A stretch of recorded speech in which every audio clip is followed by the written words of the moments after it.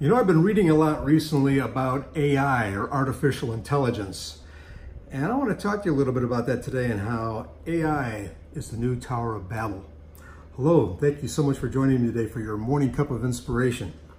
Now think about that. AI, the new Tower of Babel. Well, here's my theory. And actually it was Deb's theory to come up with this. We were chatting one day about it and she said, you know, you start thinking of Google and start thinking of computers and that, and she goes, and that's the new Tower of Babel. I thought, okay, I could see that, because Tower of Babel, people were going to build this tower that was going to take them to the heavens so that God couldn't flood the earth anymore. And they were going to be that intelligent, that's smart. And that's what I was thinking. But then as I started reading about the Tower of Babel, I got a little perspective on it. Listen to this. In Genesis 11:1-9, I'm just going to read this to you quickly, and then we'll talk a little more about the AI. Now the whole world had one language and a common speech. As people moved eastward, they found a plain in Shinar and settled there. Now these are the descendants of Noah. They said to each other, "Come, let us make bricks and bake them thoroughly." They used brick instead of stone and tar for mortar.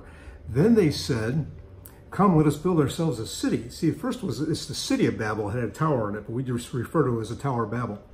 Because let's build ourselves a city with a tower that reaches to the heavens, so that we may make a name for ourselves. Otherwise, we will be scattered over the face of the whole earth. But the Lord came down to see the city and the tower the people were building.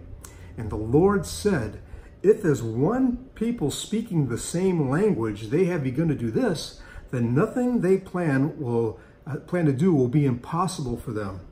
Come, let us go down and confuse the language, so they will not understand each other." So the Lord scattered them from there all over the earth, and they stopped building the city. That is why it's called Babel, because that is where the Lord confused their language of the whole world. From there, the Lord scattered them over the face of the whole earth. Okay, all was one language, and he scattered that. What are computers and that doing nowadays? It's combining all languages so that you can translate it to one. It's coming. They're not all there yet, but it's coming. And that's what they're doing right now, just on when you're looking at your Google searches and things like that. Now, on the AI, it's these robots that are all over the place that's coming up.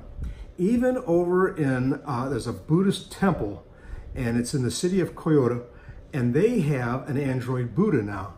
And they're saying that this Buddha is going to attract young people in there because religion's dying, and this is going to give them interest. It's not just a temple for funerals and for weddings anymore.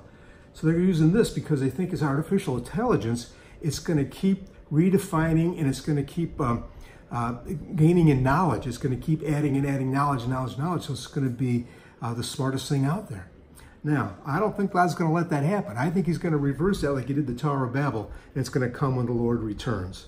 I think if we read in Ezekiel and in Daniel and over in Revelation, seeing the things that come, even when you see about Android and stuff, start reading about these things that are coming they're trying to describe, but they couldn't because they didn't know what they were, but they used different terms for it in their language and in their times. But think about that. Read Genesis 11:1-9, AI, the new Tower of Babel. That's what I'm thinking is the more I read about it. Love to hear what you have to say about it too. God bless you, everyone. I look forward to seeing you again for another morning cup of inspiration. Have a wonderful day.